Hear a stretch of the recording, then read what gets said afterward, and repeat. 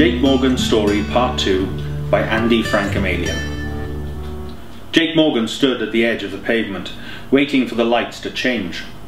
People were shuffling into position behind him. Some of them, the more impatient ones, were barging forward, intent on being the first ones across the road, as if there was some kind of prize for getting there first. He hated the way people in London pushed each other aside, as if no one else existed but them. He took a glance behind him, just in time to notice a very large man shove forward. Jake braced himself, not wanting to be pushed onto the road, and as a consequence into the oncoming traffic. Once more he had forgotten his new condition, and was reminded when the large man stepped inside him. Without any further thought, Jake crossed the road, elated with the knowledge that nothing could hurt him, not even that double-decker bus that was racing towards him. Once he was across the road, his mind went back to Faye. Being around her and not being able to touch her was too much for Jake to stand, which was why he was now in the streets of Hammersmith, hoping the distance from Faye would relieve a little of that pain. Darkness had fallen since he had returned home, which provided Jake with the illusion that it was later than it really was. But seeing the clock hanging from a building told him it was just 7 in the evening. He turned onto King Street and was happy to see that there were few people about. It was a Friday, which meant that soon King Street would be bustling with people, some heading to and from the cinema, others coming out to have a pizza or two. He liked to come here on weekend evenings. It was one of the rare occasions that he felt that the Londoners became aware of each other. As it was, the few people presently on King Street were so caught up in their own lives that they barely had time to notice the people around them. Jake remembered many mornings, walks to work, feeling like he was invisible. It was all so much worse at the traffic lights he had just passed, crossing from the Broadway shopping centre onto King Street. How many times had he been standing there waiting for the light to change when people would bump into him, almost knocking him onto the road, just so they could cross the road first? Too many, unlike a few moments ago. For the first time since returning home, Jake smiled. Part of him knew that he could have some fun with his new status. Being really invisible in a city of people who might as well be invisible could be fun. He could do so much and get away with so many things. He could help himself to whatever he wanted, never having to worry about being caught. He could become Faye's guardian angel, protecting her from anyone who tried to hurt her. He came to a stop outside McDonald's and watched the people through the windows as they ate their favourite burgers. It had been hours since he had last eaten, yet he did not feel the slightest bit hungry. But then, that did not come as much of a surprise. Why would the dead need to eat? He had to accept that small but important fact. He was dead. It was the only explanation for what had happened, when he visited Robert and for when he had returned home. As he thought back, he realised that only one event could account for his present state of being: the incident at the police box.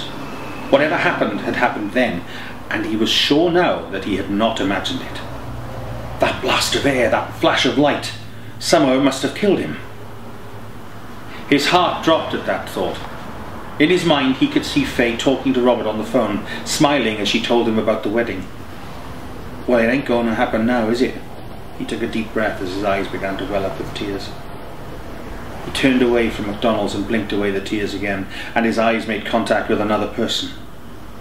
The clothes the man wore were like something out of the 70s, and in the quiet King Street he stuck out like the proverbial sore thumb. The man was standing outside Boots looking directly at Jake. If there was any doubt, the fact that he could see Jake was confirmed when he quickly turned away as soon as Jake had noticed him. Jake did not recognise the man, who was a little shorter than Jake and probably around about the same age. Whoever the man was, he was the first person to acknowledge Jake since the old man outside the police box. His mind drifted back to that moment, and he remembered that there had been another man's voice inside the box. It would have been a remarkable coincidence if the man on the other side of the street was not the owner of that voice. "Oi, pal!" Jake called out. The man reacted instinctively. He glanced over at Jake, looking like a child caught doing something naughty, then turned to run. "Oh no, you don't!" Jake ran across the road and chased the man down King Street. Being immaterial had another advantage, since Jake did not need to dodge the occasional person while chasing the man, unlike the man himself. Jake turned the corner into Macbeth Street, in time to see the man run into the police box. The light on top of the box started flashing, and the curious wind noise began to rise again. "No, wait!" Jake called, but by the time he was across the road it was too late. The police box had faded from sight. Jake fell to his knees. While he chased that man, the possibility that he was not alone had become real, and with it came the hope that maybe he could still marry Faye. If the two men in the police box could see him, then maybe they could cure him too. But along with the disappearance of the police box went his hopes. In their place came intense feelings of isolation. He looked up to the dark sky above and shouted out, "Oh God, please don't let me be alone!"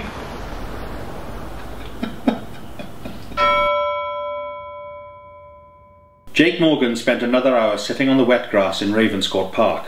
Not that the wetness below him was a problem. The joy of being dead, he thought bitterly. For a while after the police box had gone, he had considered wandering around Hammersmith, but he could not stomach the thought of being alone amongst so many people.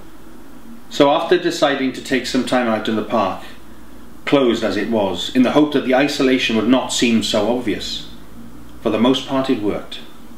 Every now and then he would notice a group of people walking down the street next to the park, laughing and joking as they started their night out. Memories of such nights out with Faye, Robert and his latest fling would rush unwanted into Jake's mind. Ahead of him, above the arches, the occasional train would rush past through Ravenscourt Park Station, closed on the weekends, and on to Hammersmith. Silhouettes of people in the train could be seen from where Jake sat.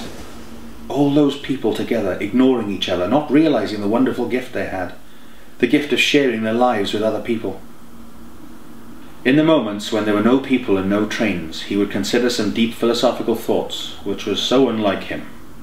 When he was alive, he was never a religious man, quite content to be his own boss, and unwilling to consider that there was a plan for his life other than the one he created himself.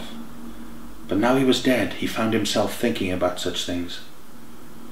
Was there really more to this life? Considering his current predicament, he would hope so. But if that was so, then why was he still here, walking the earth as a ghost? Jake did not know. He knew very little about ghosts beyond what he saw in horror films. He refused to accept that for the rest of his time, eternity, he would have to haunt people. If he was a ghost, Jake rationalised, then what about all the others who died? Was he really the only ghost in Hammersmith? He did not think so. After all, there must have been loads of people who had died in the area, muggings that had gone wrong, old folks in their bed, and as for the people who must have died in Charing Cross Hospital, this led him to consider something he had once heard, something about how ghosts were dead spirits who had to make peace with their former lives so they could move on to the next life. Jake did not know the specifics. He did not need to know, but it made sense to him right now, sitting alone in the park. He stood up. There were scores left unsettled in his life, little-known things between himself and Robert, things that Faye had no idea about, things that Robert and Jake never discussed, issues from their childhood that they had never resolved. Up until now, Jake had never felt the need to resolve them. After all, Robert and he had been friends since nursery, and he had always thought they'd be friends until one of them died. Jake smiled wistfully. They had been friends until one of them died. The one being Jake. Then there was his father. Jake had not seen him in many years, not since they had moved the old man into the nursing home. They had never really been close, but in hindsight, Jake realised that there was no excuse to not go and visit. Jake stood up and started for the way out of the park. Before the night was over, he was determined to resolve these things so that he could move on to whatever was next. As he walked, one thing came to his mind. Somehow, he would have to sort things out with Faye. Let her know what he felt.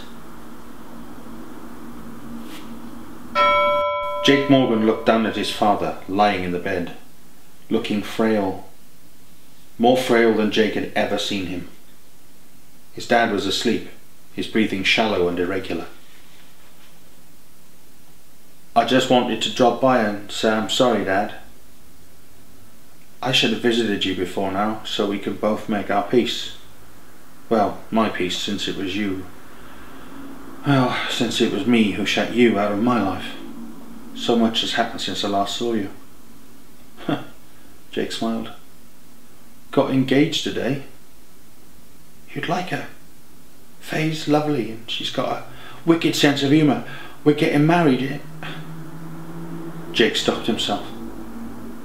We were going to get married, but Well, bit difficult since I'm dead. He shook his head.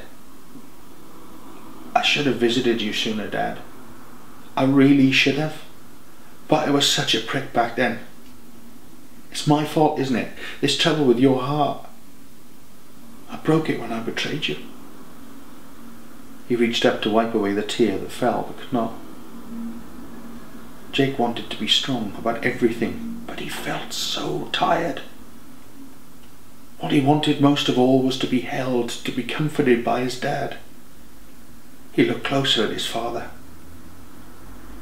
You don't look long for this world either. Guess I'll be seeing you soon then, he added, trying his best to make light of the situation. He abruptly turned to leave, but then looked back. We can sort things out after. Well, we'll have the rest of time to do so. This time there was no flippancy in his tone. Seeing his dad looking so close to death hit Jake more than he would have expected. Bye, Dad. See you soon. He walked to the door, and as he was about to pass through it, he heard a sharp, guttural sound from behind. Jake spun around quickly. His dad was convulsing, clutching at the blankets. With a dawning sense of dread, Jake realized that his dad was trying to clutch his heart.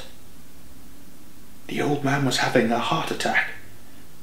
Jake rushed over to the side of the bed. I didn't mean it! You're a fighter, come on! He ran out of the room, and once in the hallway he shouted out, Somebody come! He's having a heart attack, he's... Jake stopped and looked back at the door to his dad's room. He's dying! He finished limply, and giving in to the exhaustion, he collapsed onto the floor. It was almost 15 minutes before he felt strong enough to go back into the room. Jake swallowed and waited for his dad's ghost to sit up, but nothing happened. His dad's dead body remained inactive, forgotten about. Jake shook his head. I really am alone, he said.